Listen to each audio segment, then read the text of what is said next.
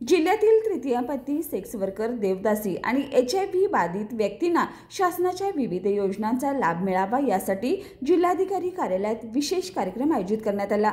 या कार्यक्रमात 20 लाभार्थ्यांना डिजिटल रेशन कार्डचं वितरण करण्यात आलं। यावेळी जिल्हाधिकारी अमोल येडगे, अन्नधान्य वितरण अधिकारी नितीन धापसे पाटील आणि तृतीयपंथी कल्याणकारी मंडळाच्या राष्ट्रीय सदस्य मयुरी आळवेकर यांच्यासह अनेक मान्यवर उपस्थित होते। जिल्हाधिकारी येडगे यांनी वंचित घटकांनी लवकरात लवकर ओळखपत्र मिळवून शासकीय योजनांचा लाभ घ्यावा असं आवाहन केलंय। आम्ही घरातून ज्यावेळेला बाहेर पडतो तर जगायचं कसं किंवा जगण्याची सुरुवात आपल्या आयडेंटिटीपासून होते। थोडं सिम जरी आपल्याला घ्यायचं असेल तर मग आधार कार्ड पाहिजे। अशा वेळेला कुठल्याही कागदपत्रांची डिमांड न करता कमीत कमी कागदपत्र नाही अशाच कागदपत्रांमध्ये वंचित घटकातील जी काही लोक आहेत, तृतीयपंथी समाज आहे, जे आपल्या देवदासी महिला आहेत, परत तमाशा बेस महिला आहेत, ज्या काम करत होत्या त्यांनी आता बंद केलेल्या आहे, त्याच्यातून मुक्त झालेल्या आहेत वेश्या व्यवसायातून, अशा महिलांसाठी कलेक्टर सर आपले अमोल येडगे सर, आपले नितीन पाटील सर, परत माधुरी मॅडम, अशातल्या कित्येक आपले लिंगम सर आहेत, अशातल्या भरपूर लोकांनी आम्हाला सहकार्य केले आणि कमीत कमी दिवसात कमीत कमी कागदपत्रांमध्ये आम्हाला 20 रेशन कार्ड दिले। ह्याच्या आधी एक कॅम्प घेतला होता, त्याच्यामध्ये पण आम्हाला 20 लोकांना रेशन कार्ड दिले होते। जवळजवळ आता 80 लोकांमधले, कोल्हापूरमधले 80 कुटुंब तरी आता मोफतचं धान्य घेऊन ते धान्य खातात। तसंच आम्हाला विनंती आहे की ज्या काही शासनाच्या योजना आलेल्या आहेत, जसं की आम्हाला कमीत कमी कागदपत्रांमध्ये रेशन कार्ड उपलब्ध करून दिलं, तसंच इतर योजनांचा पण लाभ आम्हाला द्यावा व ह्या घटकाला जगण्यासाठी एक सहकार्य करावे अशी आम्ही विनंती करतो। धन्यवाद। धान्य वितरण अधिकारी कोल्हापूर शहर नितीन धापसे पाटील। शहरामध्ये तृतीयपंथीय, देवदासी, HIV बाधित आणि सेक्स वर्कर हे जे समाजातला वंचित घटक आहे, तर त्यांना कोणतंही शासकीय डॉक्युमेंट नसल्यामुळे ते योजनांपासून वंचित राहतात। शासकीय योजनांचा त्यांना लाभ मिळण्यामध्ये भरपूर अडचणी येतात। त्यांचं शिक्षणाची पातळी थोडीशी कमी असल्यामुळे त्यांना योजनांची माहितीसुद्धा मिळत नाही।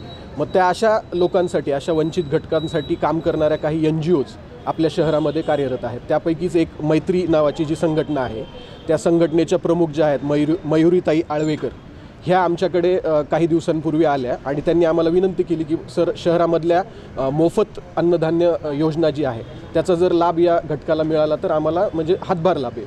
मग त्यांचं डॉक्युमेंट्स कोणतंच नव्हतं। मग एक स्पेशल कॅम्प आयोजित करून त्यांना आधी आधार कार्ड काढले आणि मग त्यांच्या आधार कार्डच्या बेसिसवर आणि त्यांचं जे समाज कल्याण विभाग त्यांना एक कार्ड देतं, आय कार्ड, त्या 2 डॉक्युमेंट्सच्या आधारावर त्यांना आपण मोफत शासकीय योजना, जी प्राधान्य कुटुंब लाभ योजना आपण म्हणतो, त्यामध्ये जेवढे त्यांच्या कुटुंबामध्ये सदस्य असतील तर त्याला प्रत्येकी 3 किलो गहू आणि 2 किलो तांदूळ असं 5 किलो धान्य दर महिन्याला मोफत शासन देतं।